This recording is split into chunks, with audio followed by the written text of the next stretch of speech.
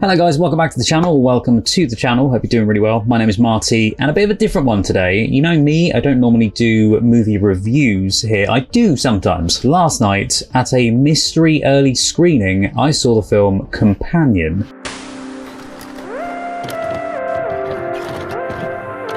By the way, what I'm going to be doing is, throughout this whole video, when I do play footage of the film, I'm going to be extremely careful to not give away any spoilers. So anything you see on the screen is just the non-spoilery parts that don't really mean much at all. But I find it baffling that even the graphic design team, the people behind the posters, didn't think, we shouldn't put that on the poster. Now, I remember seeing the teaser trailer to this ages ago when it first came out, and I really liked it from it. It didn't show anything about the film. It was just a teaser that enticed me to wanting to watch the film. There was just a spark. That's what trailers are supposed to be for, right?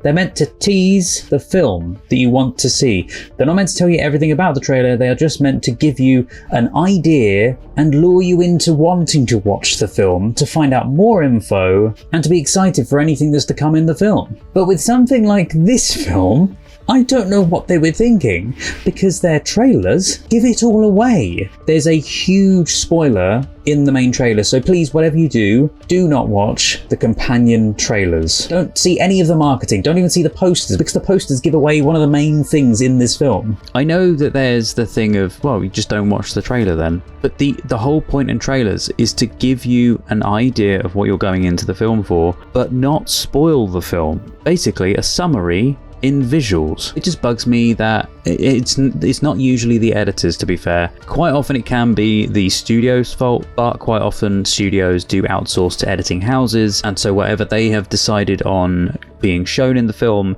they'll probably be given an outline of what does need to be included, and they work to that. I loved the film. It was really great fun, and I'd never been to a mystery screening before. Started the film, like 20 or so minutes into the film, I was thinking it was one type of film, and then there's this twist. And yes, that's not the entire film, but it's one of the huge major plots. Now, as we learn at the start of the film, Iris's character is very doting towards Josh. She wants to fulfill his wants, his needs, and just be pretty much the perfect partner. And it's not just from her side, there are other people that feel the same way, but there's a little bit of friction there between a couple of the characters, and we soon come to find out why. Anyway, this brilliantly manipulates the audience. Not only does it to the audience, but also does it to the characters as well. For most of the beginning of the film, you're casting doubts to certain characters. There's so many different things going on at once. But you don't really notice it at first because you're focused on the two main characters. So this film revolves around a group of friends, their partners, they're going on a weekend trip to the lakeside estate, and then a certain accident sets off a chain of events, brings out the twist in the film, and that is where the film takes an entirely different turn. We're starting the film out and we see how they first met. Sophie Thatcher, she's phenomenal in this role. Quaid, by the way, brilliant. He was able to play two sides of a coin, that's all I'm going to say, because it's difficult to know how to word things without spoiling too much and giving away certain plot points that aren't plot points and they're actually just a red herring. Also, Harvey Guillén as Eli and Lukas Gage as Patrick. Oh my god, are they fantastic. At first you think they're kind of side characters, but then they do become main parts of the plot, especially a specific thing to do with them becomes a big part of the plot, and I'm not going to spoil that. We get this really lovely bond between Patrick's character and Eli's character, but what I love so much about this film is it does almost do sleight of hand, where it gives you this outline of what Josh is like and what Iris is meant to be dealing with from him and what's going on in her mind, and she keeps looking at other people around her thinking that nobody else gets her situation, where in actual fact, and obviously this is without spoiling stuff, but in actual fact they do understand. However, there is a bit of sleight of hand of what is going on with Lukas Gage. He really does play his character extremely well. So they start off the film, they're driving to the house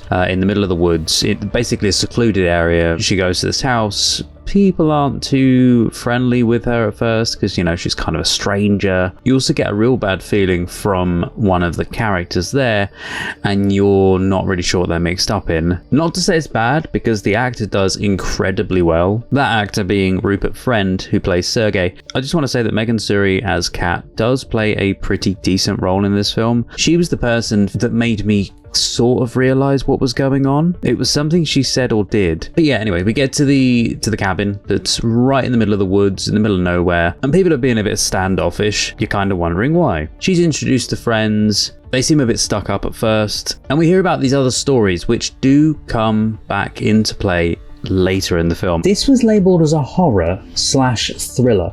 I didn't know this going in because it was a mystery screening. I don't understand why they labelled it a horror. Quick note, by the way, since watching the film, for some reason, plenty of places now are labelling it as not a horror film. So IMDb, the actual Warner Brothers website, and many other places are now saying that it's a thriller/sci-fi/comedy. Everything that I have seen that has been aimed at the film has been labelled as horror. Even though there's so many genres that this is named as, it does a very good job at balancing them all very well and balancing the tones that come along with it. There was no part of this film that scared me. There was a lot of tension. Some of the shots of Sophie Thatcher are incredibly terrifying just because of the way they portray her as a character in certain shots. And that's not going to give you any spoilers, but if you've seen the trailer, then you will know that they show some of the shots. I did find it funny that later in the film, there's an encounter with a cop. For some reason, he doesn't notice her outfit. I don't know why. Like, I'm looking at her going, you'd have questions. You would 100% have questions. He does seem to be quite concerned, but it doesn't seem to be because of the clothes. At the beginning, it does feel like a romance with something going on in the background, and you don't know what it is. And maybe they're involved in something to do with crime, and you just know something is lurking. But it really does throw you a curveball when you get what happens. It's a wonderful curveball, and I had a whole lot of fun with this film. And it's so annoying though, because I can't say this specific twist. They set up things so beautifully at certain points of the film where they'll say something earlier, a bit like Chekhov's gun. They'll say something earlier in the film, and then that will definitely come back up later. Like, for instance, the car. Now, the car scene later, brilliantly done. Of how they came up with a certain plot device. Huge credit to the writers, because they've made every relationship within this film make sense, both before the twist and after the twist, and not feel obvious, but also give us hints beforehand, which, out of context, don't seem like clues. But then when you go back, you realise that actually makes sense why they're doing this or saying this thing. Otherwise, it just seems like a normal thing that they would do in their relationship. And I appreciate that. It doesn't try to spoon feed us, but also it gives us enough that if we were to do a second watch, it would still be entertaining. There is something I noticed a little bit later into the film, but he had been saying this one thing from the very beginning, and I just hadn't twigged as to what it was meaning. Everything about what was happening at the beginning of the film makes perfect sense with what you find out. So yeah, if you do really want a fun film to go and watch, and I would say it's a date night film. I would say it's something you can go and just have fun with friends, with partners, whoever. I think you'll enjoy it. But I would say don't go into it thinking it's going to be a horror film. There's not just the one twist, by the way. There's a fair few. As you go through the film, you sit there unraveling more layers, and you go, what? Where was this? Why did I not see this coming at all? And very, very well played. Very well played. It's funny how it makes you think one thing and kind of makes you feel like, oh, it's a cabin in the woods type slasher horror. It's more of a drama with cool, funny horror type elements in there, and some other more techie Black Mirror type stuff as well. To add to my points about the Black Mirror thing, this film takes our idea of technology and what's been going on in more recent years with this sort of technology, and it puts it into a very realistic reality, because I feel like this could be where things would go in the future. This feels very much like it was set to be a horror film because it's actually the people that are the horror, not it being a horror itself. This was a great example of a going in blind scenario and loving it. I also got reminded of the TV show You, but it's funny that I say the whole you thing because at some point later in the film, the character says, "Hello, you." And I went, "Oh, like in You." Hello, you.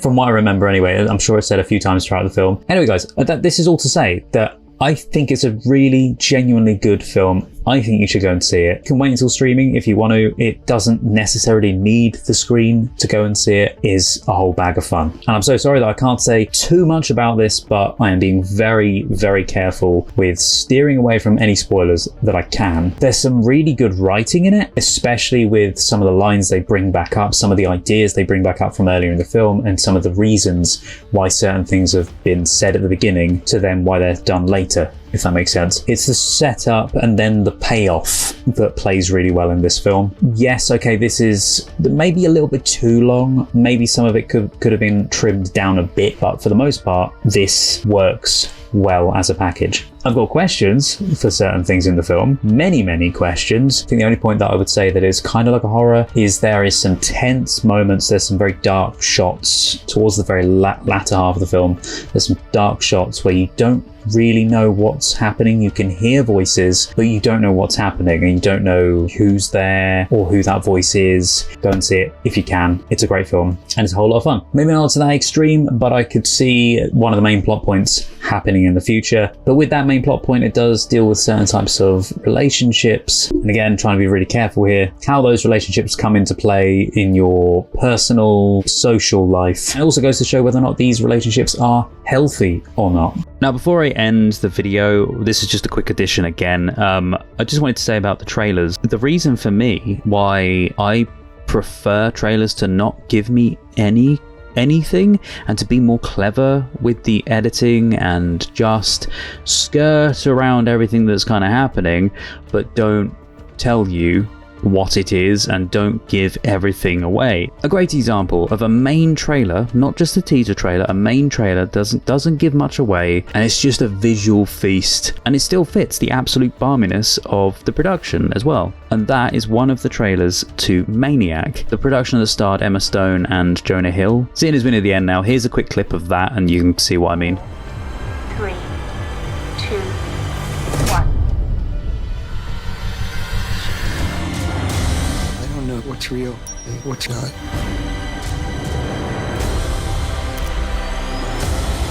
Something's wrong.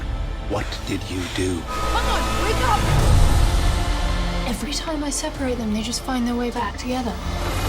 It just doesn't spoil anything. Yes, it gives you visuals and yes, it shows you some things, but nothing major. It just teases you with what's happening. Anyway, that's my little rant about that. By the way, I'm going over this so much about the trailer because it bugs me as a video editor myself, because I do freelance video editing and I edit everything here on the channel. Anyway guys, thank you so much for watching. If you do want to check out full uncut reactions from me or movie reviews every now and then for anything that I tend to go and see in the cinema, because sometimes I do go and see stuff in the cinema and I'm then obviously not going to be watching it for the channel, but I would love to give you my review of what I think. And sometimes things don't really need a review, but the majority of the time I do try to give you guys something, because at least if I'm not doing a reaction, I'm going to do you a review anyway. But yeah, if you did like this kind of thing, consider clicking the like button and subscribing. It's absolutely free and you can see newer videos when that comes out. You'll even see the presents video when that comes out as well.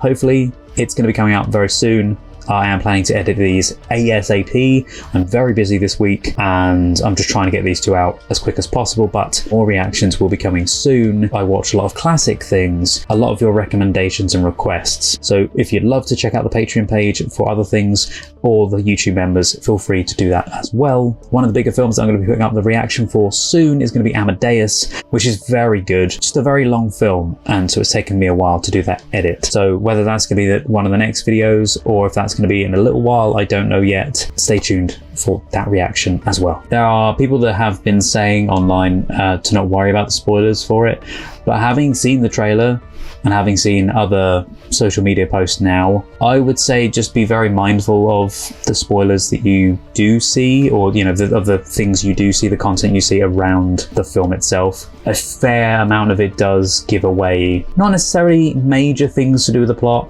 One major thing definitely, not necessarily major things to do with the plot, but some things. So just be wary. Also, I'm so glad that I was able to watch a film in early access. I'd love to go to another one, and it was actually exciting to see a film before it officially released. Anyway guys, thank you so much for watching. Take care, stay safe, and hopefully I get to see you guys next time.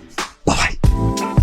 If you're still here to the very end, then thank you so much, and also a huge thank you to my wonderful patrons: Roger C. Griffith, Douglas Collier, Terry V, Miggy Love, Chris Holmes, Jojo, Thomas Masters, Shoehorn1234, Res, Patrick Durr, Andrew Blount, Carlos, Marla Mize, Rob, Chandra Blair, Scott, Paul Zawicki, Randy, Kirsten, Juan Pablo Camero, JL, Maggie, Freya Alexandra, Milo, Miranda, Edna, Gina Aman, Tess Avaland, Olivia, Maria Stoicheva, Neno, Megan Janoviak, Rainy Tomo, Strawberry Tree, Kirsten Bailey, Boobly Boo, Louise Vanderhoven, Aubrey Terry, Wraithist, Heidi Steele, City D, Bumblebee, Joshua, Jesse, Rena Burra, Meat, Lolita Verbakovskia, Eli, Holly Jeffries, Alenka Hafner, HM Garth, Chloe Grover, Neb, Kyle Baker, Abby Barker, Tom Tattershall, Kristen Olds, Tilly Chum, Laura Hutchison, Tara M. Wilcoxon, Sazzy Nation, Ferdinand Pitchard, Jim K, Sphere, Mel Days, Fran in the Pen, BG, Tara, Rags and Muffins, Nameless Human Being, Deb, Philippa Chapman, Emily, Panda, David Wayne Fox, Jessica Asakovich, Sue Pro, Naja in Workshop, Mike Tunnicliffe, Wolfgang Wolf, Lee, Harvey, Ankame, Aninya, Evan G, Violet Aurora, Pamela Chandler Rash, Scott Howard, Joshua, Robert Williams, Steve Webster, Amanda, Lipaz, Jamie Dodds, King, Happy Go Lucky, Caitlin, Analytical Guy, Maria Torres, Cliff Adams, Jonathan, Dirk, Annie Bonds,